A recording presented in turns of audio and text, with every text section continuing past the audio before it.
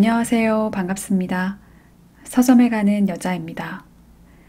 네, 이번에 소개해드릴 책은 생산성, 창의성, 혁신성을 높이는 6단계의 생각법, 탁월한 생각은 어떻게 만들어지는가 라는 책입니다. 저는 이 책 제목을 보고 굉장히 솔깃했는데요. 좋은 생각도 아니고 괜찮은 생각도 아닌 탁월한 생각이라니. 생각의 변화가 필요하긴 했지만 정작 어떻게 변화를 시켜야 하는지는 알지 못했습니다. 그렇게 불만만 안고 살아가던 때가 있었는데요. 긍정적인 의미로 보면 불만을 갖는다는 것은 나의 삶을 변화하고 싶다는 욕구가 더 강해지고 있음을 의미하기도 합니다. 이 책의 저자 팀 허스는 평생 동안 포춘 500대 기업부터 소규모 비영리 단체에 이르기까지 다양한 규모의 조직과 함께 작업하면서 혁신과 마케팅, 신제품 관련 계획을 수립해 왔다고 해요. 그는 세계 곳곳을 누비며 조직과 개인이 생산적 사고를 활용하고 창의적 업무 환경을 조성하여 혁신을 촉진하도록 교육하고 있다고 합니다.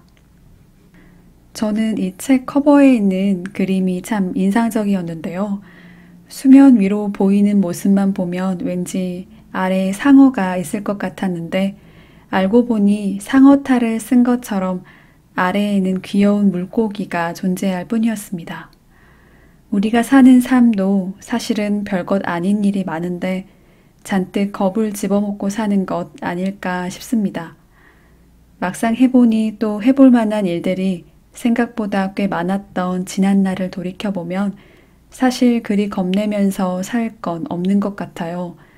겉으로 보기엔 쉽지 않아 보이는 일들도 사실 내면을 파악하고 나면 그리 어려운 것만은 아니라는 생각이 듭니다.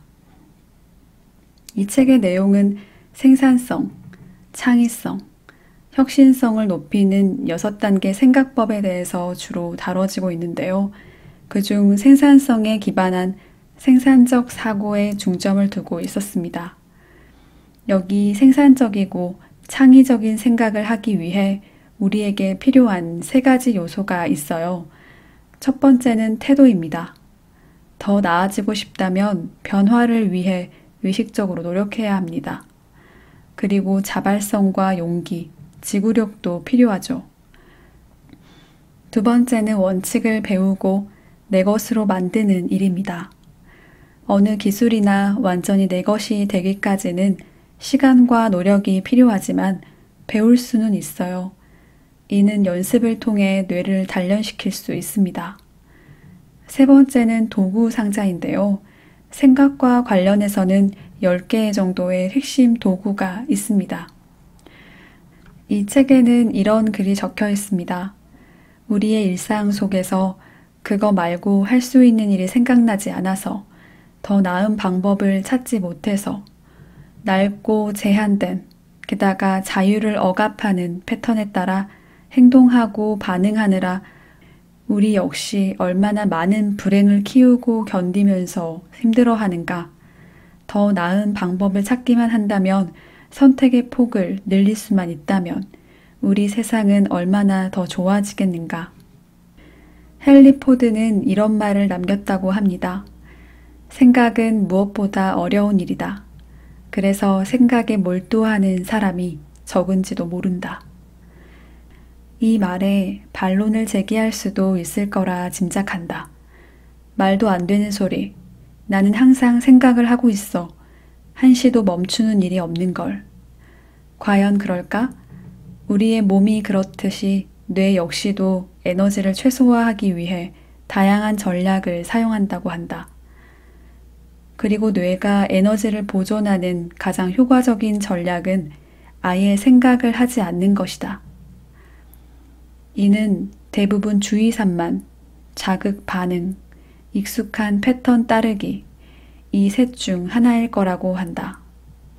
주의가 산만한, 즉 의식의 흐름대로 생각하는 것은 집중된 생각이 아닙니다. 이것은 당신이 마음을 통제하는 게 아니라 마음이 당신을 통제하는 상태입니다. 자연스러운 습관에 의해 생성된 생각은 쉽게 고쳐지기 힘들 거라는 생각은 들었지만 그렇다고 해서 손 놓을 만큼의 어려운 일도 아님을 깨닫게 되었습니다. 아이디어를 내는 창의적 사고와 아이디어를 판단하는 비판적 사고를 동시에 하려고 하면 결국 성공 가능성은 떨어진대요. 개인적으로 이러한 경우 비판적 사고가 항상 우위를 점하게 되는 것 같아 공감이 갔습니다. 그 중에서도 유난히 와닿는 글이 있었는데요. 인간은 삶에서 모호함을 걷어내는 답을 끊임없이 모색한다. 어떤 사람에게는 직장도 잃고 여자친구와 헤어졌는데 차도 박살났다며? 라는 질문에 나쁜 일은 항상 겹쳐서 온다잖아 라고 답하기도 하고 내 인생은 왜 고작 이것밖에 안 될까? 라는 의문에 유대인의 음모 때문이지 라는 답을 하는 사람도 있다. 이처럼 모든 답은 지나치게 단순화되어 있다. 하지만 문제는 그게 아니다. 진짜 문제는 그런 단순한 답이 생각을 멈추게 한다는 데 있다. 이 답은 단순한 답이자 위험한 답이라는 생각이 들었어요. 다들 그렇게 살아. 그냥 그러려니 해. 원래 다 그래. 이런 생각으로까지 이어지면 그 후에는 생산적인 사고를 멈추게 만들어 버리는 듯 합니다. 안다는 사람들은 대부분 안 돼 라고 말하는 사람들이기도 했습니다. 그러나 안다고 여기는 상태가 곧 지식은 아니었어요. 말 잘하는 사람이 다 대화를 잘하는 것은 아니듯이 말이죠. 보통 우리에게 문제가 생겼을 때 자연스러운 문제 해결 프로세스는 단 3가지로 구분 지을 수 있습니다. 첫 번째, 문제를 인지한다. 두 번째, 해결책을 택한다. 세 번째, 뭐라도 해본다. 이 프로세스를 기반으로 하되 더 나은 답을 생각해내기 위한 틀이 있다고 말합니다.